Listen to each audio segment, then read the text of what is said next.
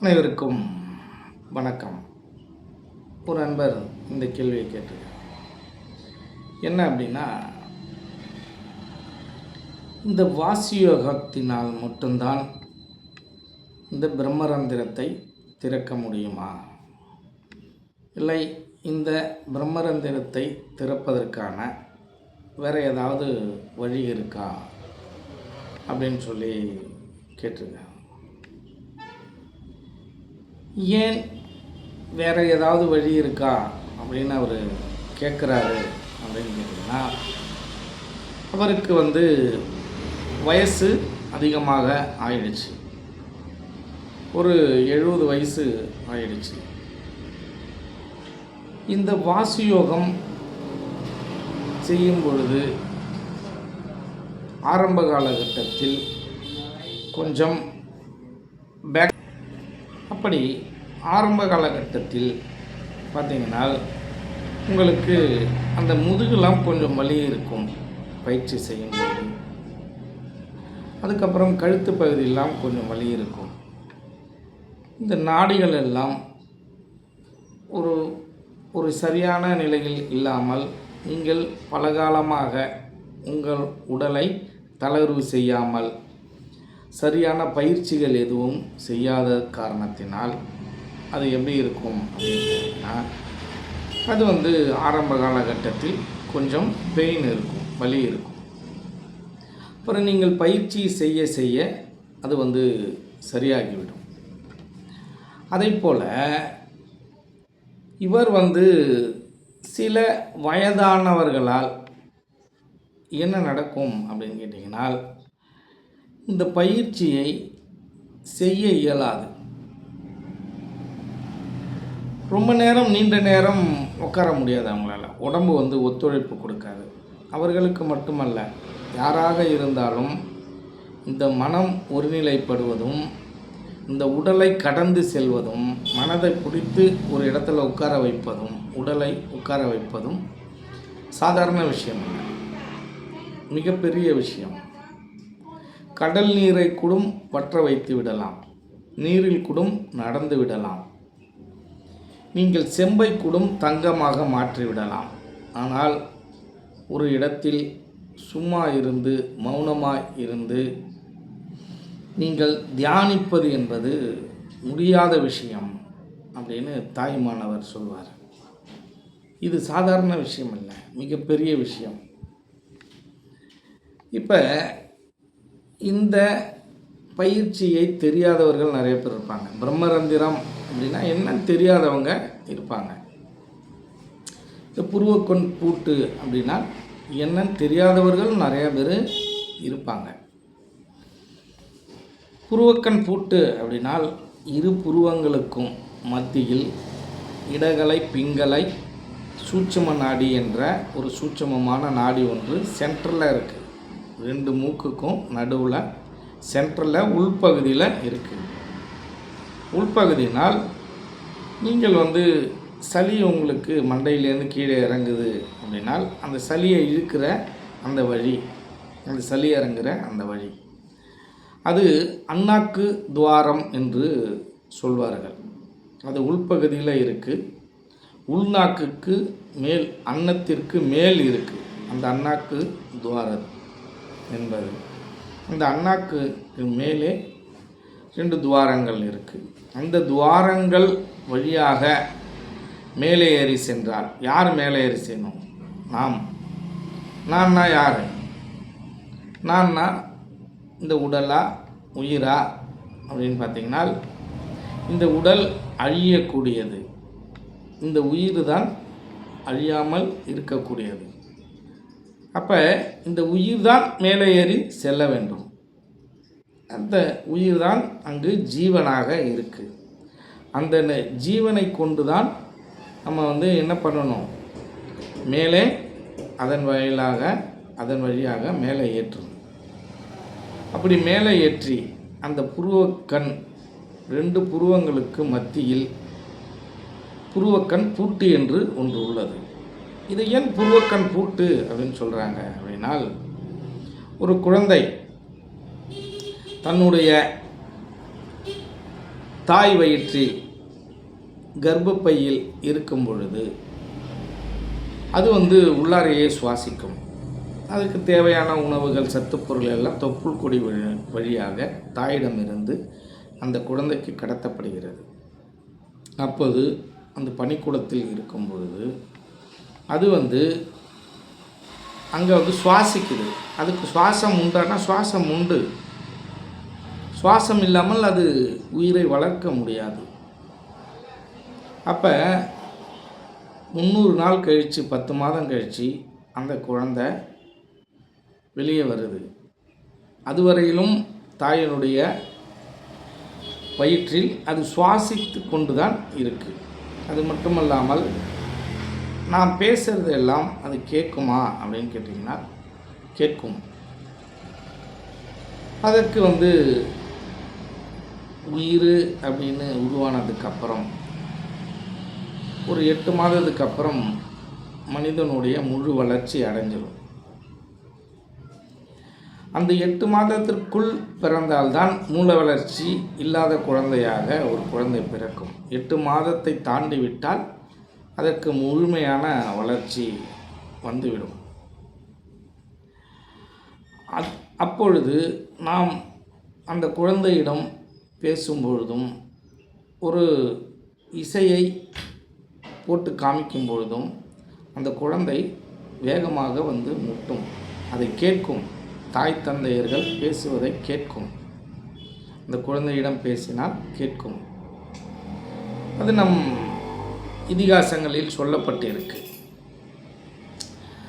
அப்படி அந்த குழந்தை தாயோட வயிற்றிலிருந்து வெளியே வரும் பொழுது அது உள்முகமாக சுவாசிக்கும். அந்த உள்முகமாக சுவாசிச்சுட்டு இருக்கிற அந்த குழந்தையை வெளியே வந்தவுடன் இந்த டாக்டர் என்ன பண்ணுவாங்க அப்படின்னு கேட்டிங்கன்னா, இந்த டாக்டர் அந்த குழந்தையை அழ வைப்பாங்க. அது அழுவாது. அது அங்கேருந்து வெளியில் வந்தவுடனே அழுவாது. மூச்சையையும் வெளியே விடாது. அப்போ அந்த மூச்சை வெளில விடாமல் அழாமல் இருக்கும் பொழுது அந்த குழந்தையை என்ன பண்ணுவாங்க அப்படின்னு கேட்டிங்கன்னா, முதுகில் தட்டுவாங்க. அப்படி முதுகில் தட்டும் பொழுது அந்த குழந்தை ஆ என்று அழுவும், கத்தும். கத்துனதுக்கு அப்புறம்தான் அதை விடுவார்கள்.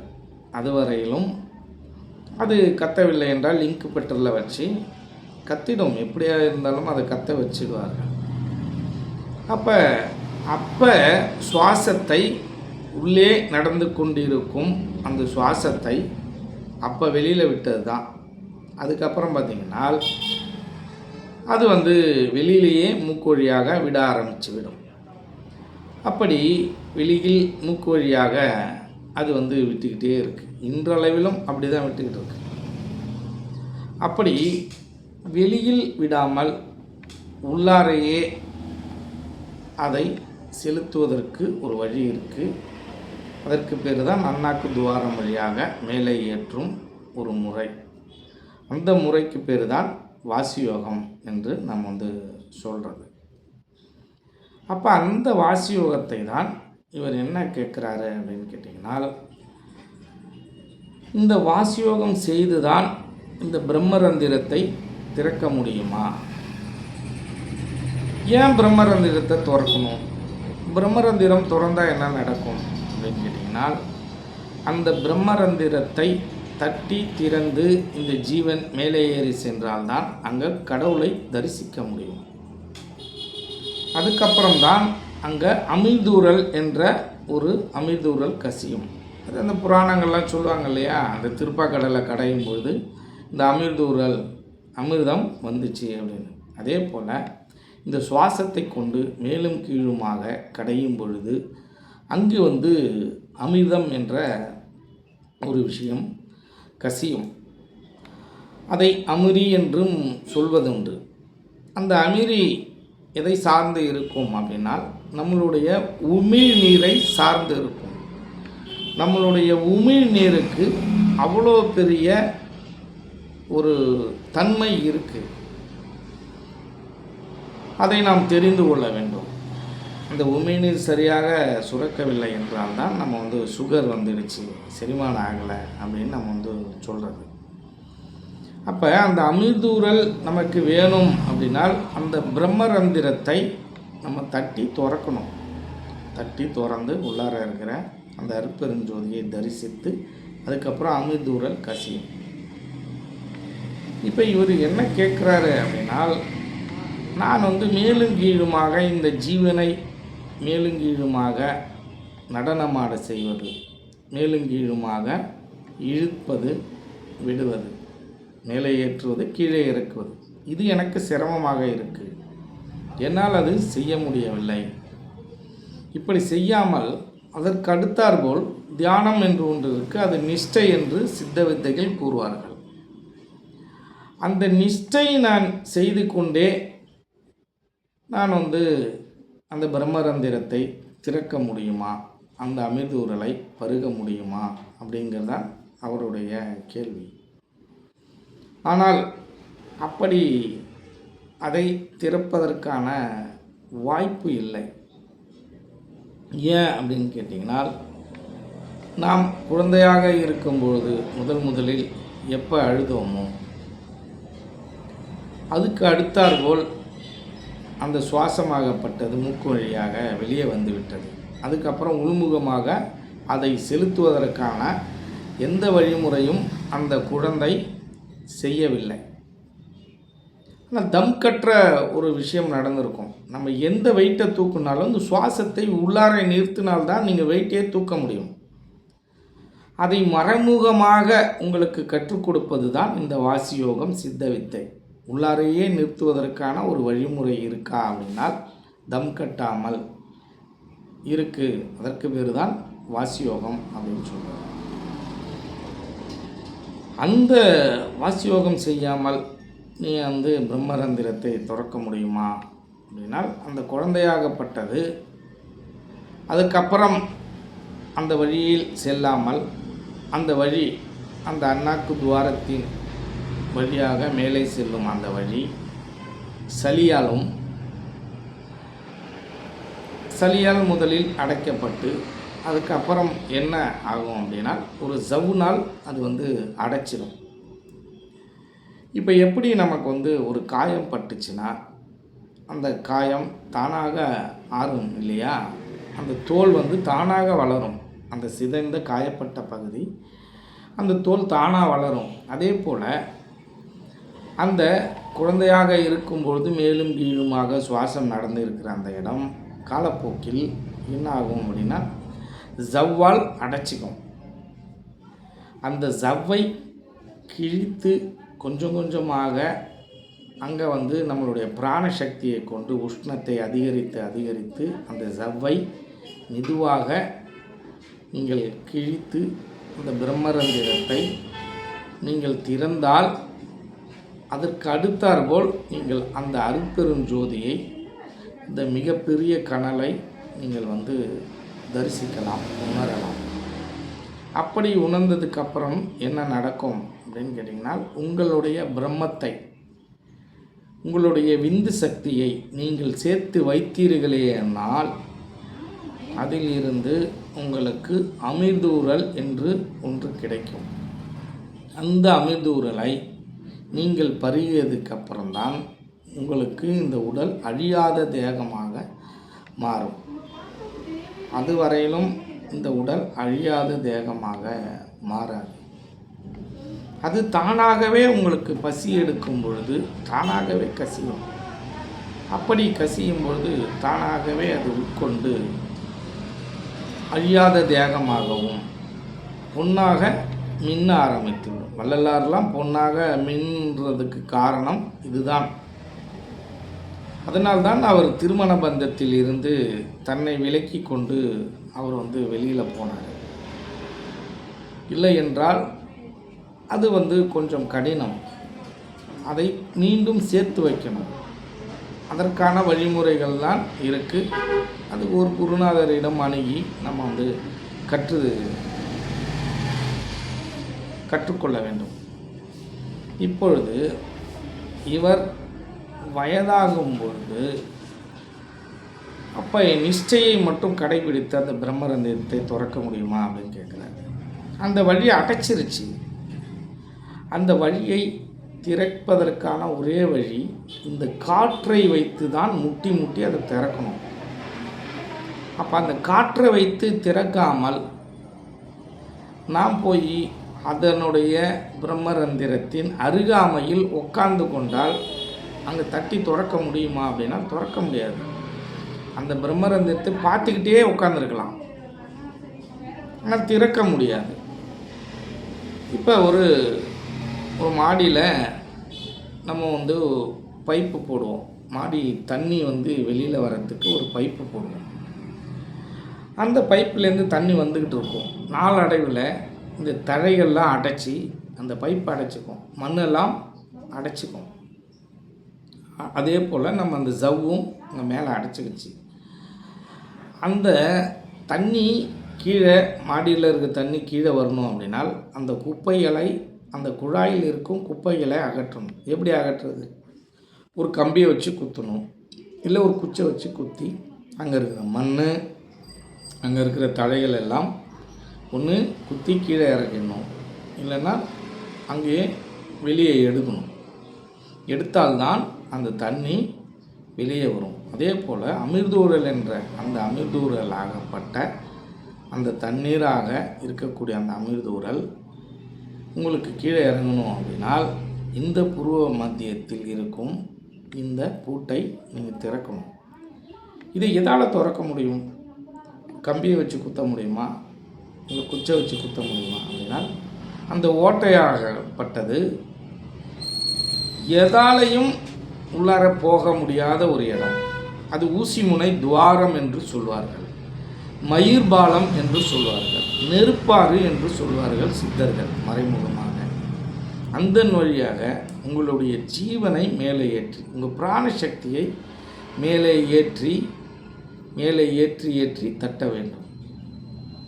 ஒரு மண்ணில் இல்லை ஒரு தண்ணீரில் நாம் நம்மளுடைய சுவாசத்தை வாயால் குவித்து ஊதும் பொழுது ஒரு ப்ரெஷரை கொடுக்கக்குள்ள அந்த மண் அப்படியே விலகி ஒரு குழி ஏற்படும், அந்த தண்ணி அப்படியே விலகி ஒரு குழி ஏற்படும். அதே போல் நம் சுவாசத்தை கொண்டு மேலே அந்த புருவ மத்தியத்தில் தட்டும் பொழுது அந்த குழி ஏற்படுறது இல்லையா? அதே போல் அந்த தோலிலையும் தட்டி தட்டி என்ன செய்யும்? அது மாதிரி ஒரு குழியை உருவாக்கும், அது மாதிரி ஒரு வழியை உருவாக்கும். ஒவ்வொரு வாட்டி தட்டக்குள்ளையும் அந்த மண்ணை ஊதுற அந்த விஷயத்தை அங்கே நம்ம உணர முடியும். அப்படி உணரும் அது தட்டக்குள்ளே தான் அங்கே ஒரு சிறு இறுக்கம், ஒரு வலி, ஒரு உணர்வு ஏற்படும். இந்த பிரம்மரந்திரம் தட்டி திறக்கும்பொழுது அந்த தலையில் மிகப்பெரிய பாரம், ஒரு வலி ஏற்படும். மண்டை நம்மளுடைய தலை ரெண்டாக பிளக்கிற மாதிரி ஒரு வலி ஏற்படும் அந்த ஜவ்வு கிழியும் பொழுது. அப்போ இந்த சுவாசத்தின் வழியாக அந்த ஜவ்வை கிழித்து நம்மளுடைய ஜீவன் மேலே ஏறும் பொழுது அங்கே என்ன நடக்குது அப்படின்னு கேட்டிங்கன்னா, அந்த பிரம்மரந்திரம் திறக்குது. இப்போ இதையன்றி அதை திறப்பதற்கு வேறு ஏதாவது வழி இருக்கா அப்படின்னு நீங்கள் கேட்கும் பொழுது, அதையன்றி வேறு வழி இருப்பதற்கு என்ன அங்கே வாய்ப்பு இருக்குது அப்படின்னு நீங்கள் தான் உணர்ந்துக்கணும். அதையன்றி வேறு வழி கிடையாது, வேறு எதாலையும் உங்களால் திறக்க முடியாது. அந்த அண்ணாக்கு துவாரத்தின் வழியாக மேலே ஏறக்கூடிய ஒரே ஒரு தன்மை எதுக்கு இருக்குது அப்படின்னு கேட்டிங்கனால், இந்த காற்றுக்கு, நம்ம பிராண சக்திக்கு, நம்மளுடைய ஜீவனுக்கு மட்டும்தான் இருக்குது. வேறு எதுவும் அந்த வழியாக போகாது. அதை கேசரி முத்திரா என்று ஒரு சிலர்கள் நாக்குடைய அடித்தண்டை அறுத்துட்டு இந்த நாக்குடைய இந்த நாக்கை, பெருநாக்கை சுருட்டுவாங்க. இப்படி சுருட்டுவாங்க. இப்படி சுருட்டி அந்த அண்ணாக்கு துவாரத்திற்கு உள்ளார வச்சு அந்த சுவாசத்தை ஊதும் வழக்கம்லாம் இருக்குது. அப்போ இந்த நாக்கு அந்த அண்ணாக்கு துவாரத்தை தொடுமா அப்படின்னு நீங்கள் பார்க்கும்பொழுது அந்த அண்ணாக்கு துவாரத்தை தொடாது. நாக்கு நீட்டாக இருந்தால் தான் அது தொடும். நமக்கு நாக்கு குட்டையாக இருக்குது, அப்போ தொடாது. அப்போ என்ன பண்ணுவாங்க அப்படின்னு கேட்டிங்கன்னா, அந்த நாக்கை பிடிச்சி இழுத்துக்கிட்டே இருப்பாங்க.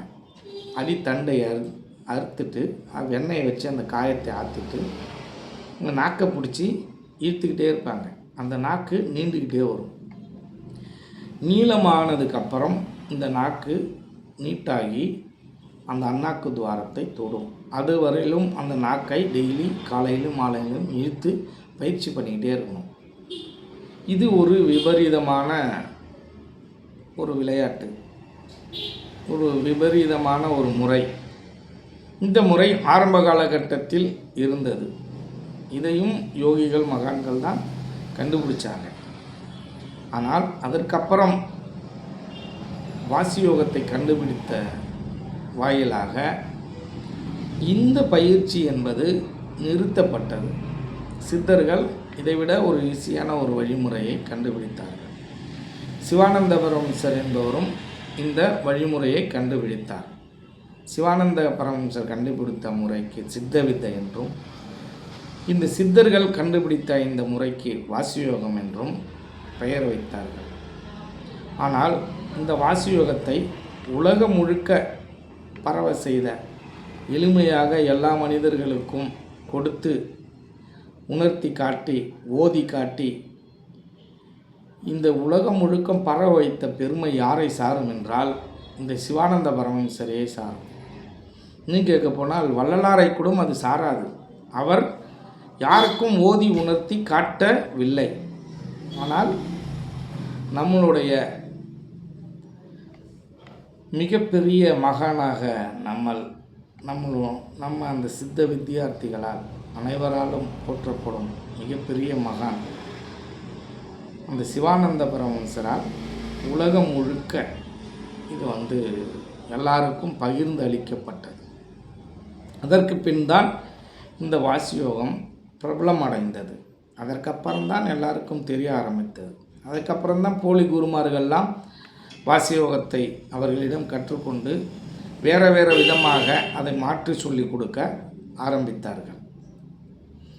அதை அவர்கள் பணமாக்க ஆரம்பித்தார்கள். அதை அவர்கள் தொழிலாக்க ஆரம்பித்தார்கள். ஆனால் இன்றளவிலும் எந்த விதமான பணமும் இல்லாமல் தொழிலாகவும் அதை நினைக்காமல் அதை கடமையாக நினைத்து கொண்டு இந்த உலகோருக்கு பகிர்ந்து கொடுக்கும் தன்மை இந்த சித்த வித்தியார்த்திகள் என்ற சிலரிடம் மட்டுமே இருக்குது. அந்த சித்த வித்தியார்த்திகள் என்பவர் சித்த வித்தை வாங்கிட்டால் எல்லாம் சித்த வித்தியார்த்தி கிடையாது. அந்த கொள்கைப்படி இருக்கக்கூடிய, கொள்கை கூட தேவையில்லை, ஒழுக்கமாக வாழக்கூடிய, உண்மையாக வாழக்கூடிய அந்த சித்த வித்தியார்த்திகளிடம் அந்த தன்மை இருக்கு என்பதை நாம் அனைவரும் புரிந்து கொள்ளும். அப்படி இந்த அண்ணாக்கு துவாரத்தின் வழியாக மேலே ஏறி இந்த பிராணசக்தி மூலயமாக தான் நீங்கள் அந்த புருவக்கண் பூட்டை பிரம்மரந்திரத்தை திறக்க முடியும். வேறு ஏதாவது வழி இருக்கா அப்படின்னு நீங்கள் கேட்டீங்க அப்படின்னால், இந்த உலகத்தில் பிரம்மரந்திரத்தை திறப்பதற்கு சித்தவித்தை வாசியோகம் என்ற இந்த 2 வழியை தவிர வேறு எந்த வழியும் கிடையாது அப்படிங்கிறத தெரிஞ்சுக்கணும். இது மட்டும் அல்லாமல் இதை தாண்டி என்ன அப்படின்னு கேட்டிங்கன்னா, நம்மளுடைய பிறவி பயன், பாவம் புண்ணியம் இதை சார்ந்தும் இருக்குது. இது எல்லாம் அதிகப்படியாக இல்லை என்றால் இந்த பயிற்சி உங்களுக்கு ஈஸியாக இருக்கும். இதெல்லாம் அதிகமாக இருக்குது, என்னுடைய பாவங்கள்லாம் நிறைந்திருக்கு அப்படின்னால் இந்த பயிற்சியை நிறைய பேரால் செய்ய முடியாது. அதுவும் ஒரு காரணமாக இருக்குது. அதை நாம் முறியடிக்க வேண்டுமென்றால் நமக்குள் மிகப்பெரிய ஒரு வைராகியம் வேண்டும், விடாப்பிடியான ஒரு வைராகியம் வேண்டும். அந்த வைராகியம் இருந்தால் மட்டுமே தான் அந்த இறைநிலையை உணர முடியும், அந்த புருவக்கண் பூட்டை திறக்க முடியும். ஒரு கடவுளை அடைவது என்பது சாதாரண விஷயமா? ஒரு கடவுளை உணர்வது என்பதும் கடவுளை அறிவது என்பதும் சாதாரண விஷயமா? நான் பல ஜென்மமாக இந்த பிறவியை பிறந்து பிறந்து இழக்கிறேன். எதுக்காக? இந்த கடவுள் தன்மையை உணர்வதற்காக, இந்த கடவுளை நான் காண்பதற்காக. அதை எந்தவிதமான சிரமமும் இல்லாமல் நான் ஈஸியாக உணர முடியுமா அப்படின்னு கேட்டிங்கன்னா முடியாது என்பது தான் இங்கே உண்மையாக இருக்குது. ஆகவே நீங்கள் கடுமையாக பயிற்சி செய்து தான் அந்த தன்மையையும் அந்த புருவ கண் பூட்டையும் திறக்க வேண்டும் என்பதை நீங்கள் தெளிவாக தெரிந்து கொள்ள வேண்டும். நன்றி, வணக்கம். மேலும் இன்னொரு காணொளியில் நான் சந்திப்பேன்.